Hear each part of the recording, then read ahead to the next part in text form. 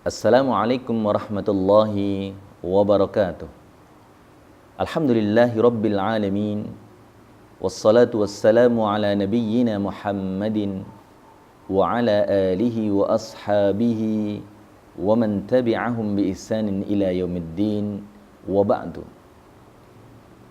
Di antara kemukjizatan Al-Quran adalah mudah untuk dipelajari. Hal itu sebagaimana yang difirmankan oleh Allah Subhanahu wa taala dalam surat Al-Qamar yang terdapat dalam 4 ayat, ayat 17, 22, 32 dan ayat 40. A'udzu billahi minasyaitonir rajim. Walaqad yassarnal Qur'ana lidzikri fahal mim mudzakir. Dan sungguh benar-benar aku mudahkan Al-Quran untuk pelajaran.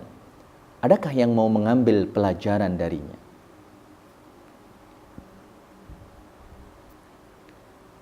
Maka yang pertama, kewajiban kita terhadap Al-Quran adalah membacanya setelah kita mengimani bahwa Al-Quran adalah kitabullah yang diturunkan kepada Nabi kita Muhammad sallallahu alaihi wasallam.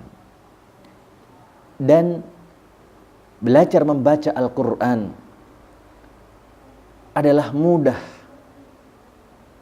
Hal itu sebagaimana kita dapati adanya banyak metode cara belajar membaca Al-Quran, sehingga sangatlah merugi seorang yang mengaku Muslim tetapi ia belum bisa membaca Al-Quran atau tidak bisa membaca Al-Quran. Asal ada kemauan untuk itu, maka sesungguhnya metode cara belajar membaca Al-Quran yang ada merupakan bukti atau membuktikan akan kebenaran firman Allah Subhanahu wa ta'ala tersebut, yaitu mudah untuk dipelajari.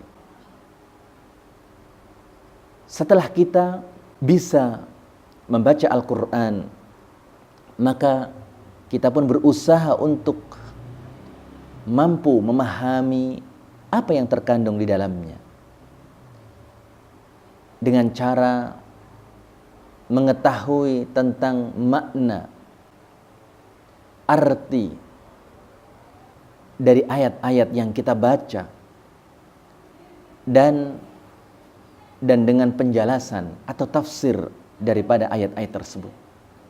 Oleh karena itu hendaknya setiap muslim tidak melewatkan hari-harinya kecuali ia membaca Al-Quran dan berusaha untuk membaca maknanya sehingga ia mengetahui tentang maksud dari Allah Subhanahu wa ta'ala berfirman dari ayat-ayat tersebut di dalam Al-Quran. Tidak saja dibaca, akan tetapi dihafalnya pun mudah. Saudara-saudara kita yang bahkan hurufnya pun tidak pernah melihatnya, akan tetapi ia mampu untuk menghafalkannya. Dan di beberapa tahun belakangan ditayangkan di layar kaca di televisi tentang adanya anak-anak Indonesia yang luar biasa yang mampu menghafal Al-Quran 30 juz di waktu umur mereka masih belia. Maka hendaknya itu menjadi pendorong bagi kita semua untuk terus berusaha mendekatkan diri kita dengan Al-Quran. Karena sejauh mana kita berinteraksi dengan Al-Quran, maka sejauh itu pula kita akan mendapatkan manfaatnya, akan mendapatkan hikmahnya. Sebesar apa kita berikan perhatian terhadap Al-Quran, maka sebesar itu pula kita akan mendapatkan pengaruh baiknya, mendapatkan manfaatnya.